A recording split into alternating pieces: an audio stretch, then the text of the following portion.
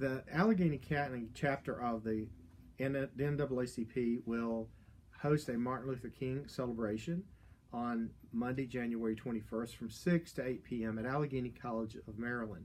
Reverend Mincy will do a recitation of Dr. King's I Have a Dream speech.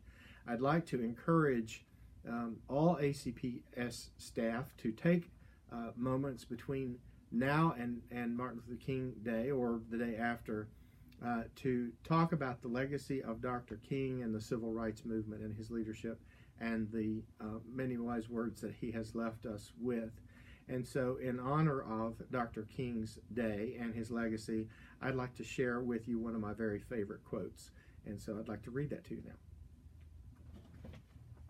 The ultimate measure of a man is not where he stands in moments of comfort and convenience, but where he stands at times of challenge and controversy. Again, very wise words by Dr. King.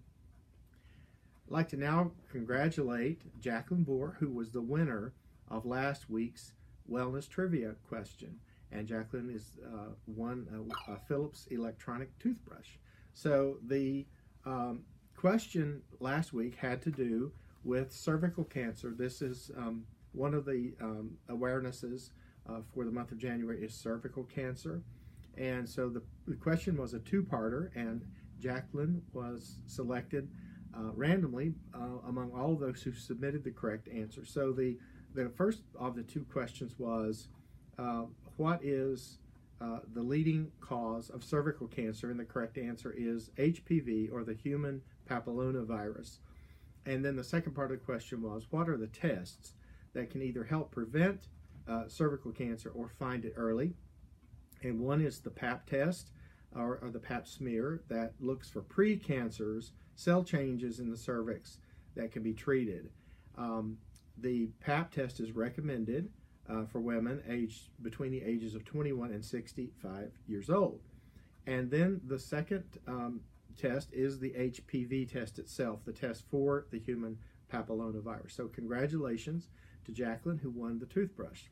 January is also Thyroid Awareness Month, and so our thyroid is in our neck, and it's a butterfly-shaped gland that helps with many of our body functions, including the function of the important organs such as the heart, the brain, the liver, the kidneys, and the skin. And ensuring that the thyroid gland is healthy and functioning properly is vitally important to our overall health.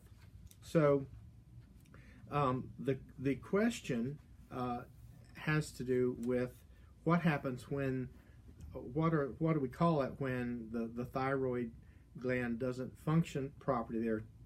There are two main conditions. There also could be thyroid cancer, but when the thyroid is not acting as it should or functioning as it should, there are two conditions, and that's the question for this week. What are the two major conditions when the thyroid gland is not functioning properly?